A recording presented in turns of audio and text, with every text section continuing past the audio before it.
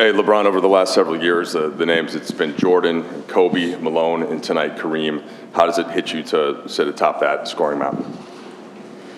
I don't think it has. I don't think it has hit me. I had a moment, obviously when it happened and embracing that moment and seeing my family and my friends and, people that's been, around me since I started this journey, even before the NBA. So, definitely had a moment right there, very emotional, just to, knowing just, me be from a kid from a small town in Ohio, and I had a moment there, but I don't think it's really hit me on what just transpired. As much as I tried to live in the moment, it was kind of a blur. But looking back there and seeing my guys back there and being out there on the floor with my kids and my wife and my mom, and it's a really cool feeling. LeBron, specifically, what was it like to share this moment with your sons? Two basketball players, talked to them at halftime, saw them obviously on the court in the locker room. What was it like for you to be their dad tonight? It ain't even about basketball with me when it comes to being a father. It's about setting an example, being a role model every day. It's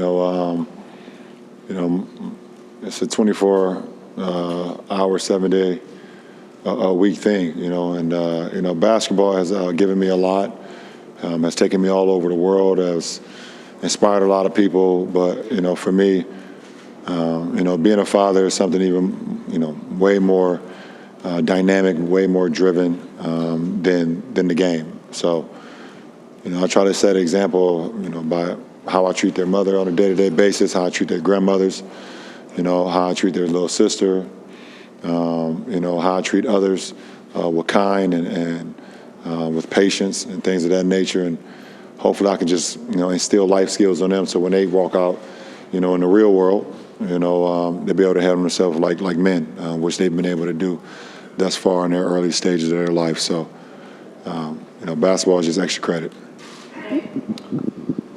LeBron, there was a ton of anticipation leading into tonight, and we get late in the third quarter. You're shooting it well, 34 points already, and it's the moment's upon us. You take us into, there was one shot. You made the one shot to break the record. Was that a spot you were looking for? Did the play unfold before your eyes? What was the feeling? No, it wasn't. I just played the game as it's supposed to be played tonight, as I've always done. Didn't press myself. Didn't, over-exude too much energy. When it comes to, the record, I felt pretty good. I felt in a good rhythm. And once I get in a good rhythm, then I feel like I can make any shot on the floor. To break the record, I was able to get to a really good spot on the floor where I'm very comfortable with and get to one of my patented fadeaway shots, and I know a lot of people wanted me to go to the sky hook to break the record or one of my signature dunks, but my fadeaway was a signature play as well, and I was able to get it, and it touched nothing but the bottom of the net. That was pretty cool. LeBron, Kareem has been the steward of this record for almost 40 years. When he broke it, Wilt Chamberlain did not attend. What did it mean to you to have Kareem here tonight, watching the game, but also coming up and sort of having that ceremonial moment of handing off the record to you? I just think it's great for the game of basketball. It's we talked about for years and years and years. I'm a historian of the game, so I know what, guys like Kareem and Wilt and MJ and Magic and Bird and, Oscar Robertson, Elgin Baylor, the rest, I can be up here all night talking about so many greats and legends. For me, personally, it's just an honor to be just named with the greats. Be in a conversation with the greats that played this game before me. That's some of the greats that's playing right now. And then there's going to be some greats that play, when I'm done playing the game. So it's just always just surreal feeling. Me and my boys, my guys, we talk about it all the time, about how we used to watch these guys and how we used to compare these guys, or we think we were those guys when we would play, in AAU or just playing around in the backyard or whatever the case may be. And now we actually, up here with them, and my name is being compared to them or whatever the case may be. So it's just a real surreal feeling for sure. LeBron, everyone talks about who the GOAT is. How would you describe the GOAT, and where would you put yourself in that conversation? I don't know, man. For me, I think it's great barbershop talk. It's going to happen forever and ever. If I was the GM or whatever the case may be of a franchise that was starting up and I had the number one pick, I'd take me. But that's just me because I believe in myself. I know what I bring to the table. A guy that's been able to transform his game over the course of 20 years to be able to play any position in this league and excel at any position. I can play 1 through 5. I've led the league in assists. I've been able to do whatever this game has wanted me to do, and also just transform my game as well. When I first got into the league, it was very slow. I remember a playoff game with Detroit where we was in the 70s. Finals games when we was in the 70s with San Antonio in the 80s. To now you see teams score 150 and you have to be able to keep up. And more threes and things of that nature. So, just being able to stay, with the curve and changing my game if I needed to, or just improve my game, but that don't take away from nobody else. So many great players has played this game and has last long legacies in this game. This NBA is a beautiful thing, and it's been some beautiful players that play it, but I can't take nobody over me. LeBron, you have championships, MVPs, finals MVPs, and countless other accolades. Where does this achievement rank for you among all your basketball accolades? I don't know. The championships sit at the top because I'm a team-first guy when it comes to understanding that you can't be great in this league without great teammates, great coaches that prepare yourself every single day to be great. So, the championships will always sit at the top for me because that's just where I come from. I come from playing championship basketball since the first day I ever played organized basketball when I was 8 years old. So that would always sit at the top. I didn't set this was not a goal for me. That's why it's probably so surreal and so just like weird to me, because I never ever talked about being an all-time scorer in NBA history. It's never even been a thought of mine until I guess I start seeing my numbers get closer and closer. I was like, oh wow, this is kind of crazy. This is it's weird, but I guess I can do it because I'm gonna be playing, and I know I'm still playing at a high level, so it can happen. But I don't know where it sits. I've been able to do some incredible things in this league, and hopefully I can do some more incredible things before I'm done. LeBron, right here. I'm going to squeeze 2 in, sorry. But one is, you gave a long hug to the walkers as you were leaving the court, and you've got a lot of people here tonight that have known you forever. What does it mean to you to have those people here? And then the second one is just, you had tears in your eyes when the celebration was happening. Did the emotion surprise you? The emotion that you felt surprise you at all? To answer your first question, I wouldn't be who I am today without the support of everyone that I got in town for this. I wouldn't want it no other way. And, Pam and Big Frankie are a huge part of why I can sit up here today and talk about this. They took me into their household along with their 3 other kids, at the time, and made me feel like I was one of their own. Big Frankie introduced me to the game of basketball. He was the first person to show me how to make a left-hand layup, and now I love going left. I feel like I'm a left-hand dominant player because of Big Frankie. He told me you will never be as good as you can be if you can't use both hands. So, and he told me you also will never be as good as you can be if you don't get others involved. So he just taught me the game from a young age, and I've taken those skills not only from the basketball side, but also the accountability inside of the household. I'm doing chores every Saturday morning. My little brother's back there. He hated them. We hated them. We hated doing chores Saturday morning, but he was building young men, and it don't stop there. You know, so many different people along the way. Coach Drew Joyce is a big part of it as well.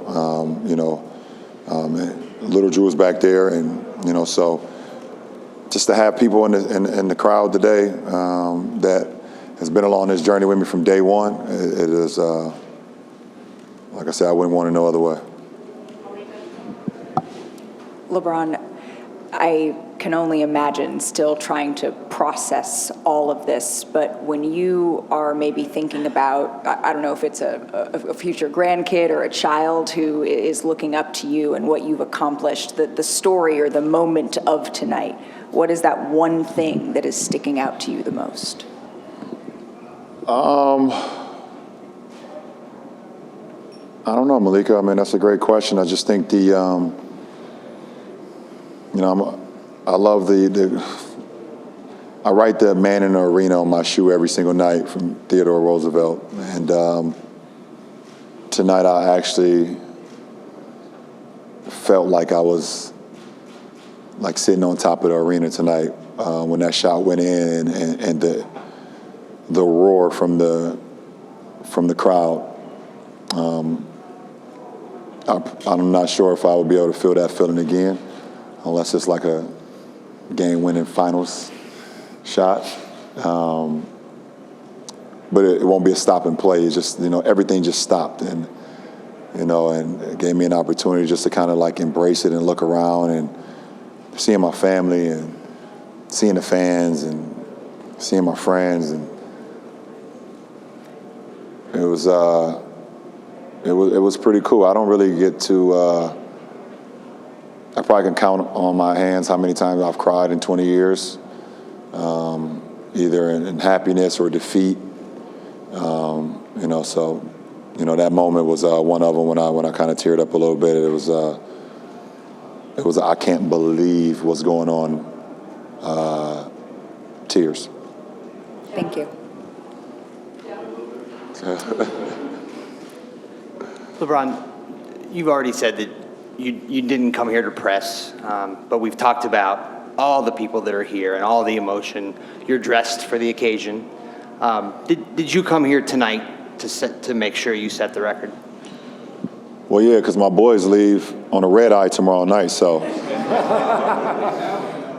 Yeah. So, I mean, I just had the mindset. I had to have a mindset. And I dressed for the occasion, like you said, and I put on a headband because that's where the journey started. And I would have had to pay for another room in a hotel for another night for my boys. If I didn't do it tonight, they would have been there to stay till Thursday to try to watch this. So, yeah, I'm very smart with this. No, but I was. Tomorrow's not promised, and if I had an opportunity to do it tonight, and I was gonna try to make it happen. And I mean, I was still super efficient. I mean, I wasn't out there just gunning. I was still super efficient, and but I was able to get it done. Hi, LeBron. Even though you and Kareem are different types of players and scorers, what do you admire about what he did, both to be a dominant scorer and have longevity in the league as well? I think you just said it. You answered the question, man. He has the most unguardable shot in NBA history. And it lets you know how unguardable and how unique it is because nobody has ever even tried it. You have the fadeaway that MJ perfected. A lot of guys, have added to their games. It's a few shots in our game that's like unguardable, but there's only one that's nobody's ever tried to emulate, and you add that to his longevity, it makes him one of the greatest to ever play this game. LeBron, you said, I never imagined that this is where I would end up. I wasn't setting out to do this. So what were you thinking that first night in Sacramento, if you go back to point number one, about what kind of player you're going to be and what was ahead of you? What can I go back to that night? It was I was super duper nervous. It didn't show on my face, but I remember just sitting on the floor, at Arco and before the game, and I was stretching, and there was a lot of rules that was broken that night. Now that I'm thinking about it, there was so many cameras on the floor while I was stretching that shouldn't have been allowed, but I was a new guy in town, so I get it. I was just super nervous. I didn't want to. I didn't want to let my people down in my hometown. And I knew the expectations that was on me that was like out of this world. I knew that, there were so many people that was looking for me to fail. And so I kind of bottled all that doubt from people and that nervousness that I had, and just kind of like zeroed in and got back to saying, I know how to play this game. I was taught the right way how to play the game for 10 years before I got to that point, and I know for sure that it works. And I know a lot of people say, well, it was Little League and it's AAU and it's high school. But one thing I've learned being in the NBA over 20 years, that there's a lot of people not teaching the game the right way. And I knew I came from a group of guys and a group of coaches that taught us how to play the game the right way. And no matter how many times I've heard, or why didn't he take the shot, or why did he pass to an open teammate, or why did he do this, or why did he do that, I never waver, because I know for sure that it's the right way to play the game. So that 18-year-old kid was just super excited to just start his journey, and I didn't know what to expect, but I knew I belonged, and I knew I could play in this league with the big boys. Hey, yeah. Right here, LeBron, congratulations. How do you feel about the all-time scoring leader logo behind you? Oh, it's pretty cool, man. They should have added a little powder above my head, though. But I get what they was trying to accomplish, though. But it's just to see my name up there, my last name, and think about my family, and my two uncles weren't able to make it tonight. Uncle T, Uncle Kurt, love y'all. My family name is everything to me, and anytime I leave the house, I know I'm representing more than just myself. So it's a pretty cool thing. I appreciate it. Congratulations, LeBron. Thank you. I want to ask you, you talked about being the man in the arena. You've been the man in the arena for 20 years now. Can you talk about a bit what this ride, I know the ride's not over. The ride still has a lot to go and many highs to go. What has this ride been like, and what was it like to reach this point in this ride tonight? This ride has been it's been fantastic. We have a place in our home, not in our hometown, but not too far away from our hometown in Sandusky, Ohio, called Cedar Point. And every so many years, they come out with a new roller coaster, and we've spent plenty of times going up and just testing out the new roller coaster. And many highs, many loops, how fast it is, whatever the case may be, and you get off just feeling so much excitement and just feeling like I want to do it again.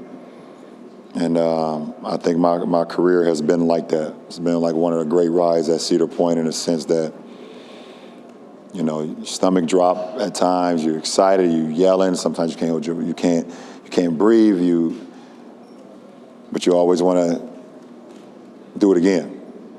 And it's been a pleasure and an honor so far in my career within these 20 years, that through the ups, through the downs, through the ins and outs, through the trials and tribulations, I've always maintained me.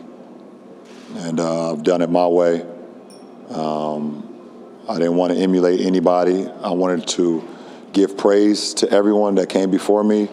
I wanted to acknowledge that I'm a historian of the game, but I didn't want to emulate nobody. I wanted to be myself. And, if you stay true to yourself, I think you always feel better about the outcome, win, lose, or draw in life. So, but it's been great. It's been great, and I'm not going nowhere, but it sounds like I am. But I'm gonna go get something to eat. I'm gonna go drink some wine, and then I'm gonna drink some Lobos. I'm probably not gonna sleep tonight. So I will see y'all when I see y'all, and I hope y'all have a great time too. Appreciate it.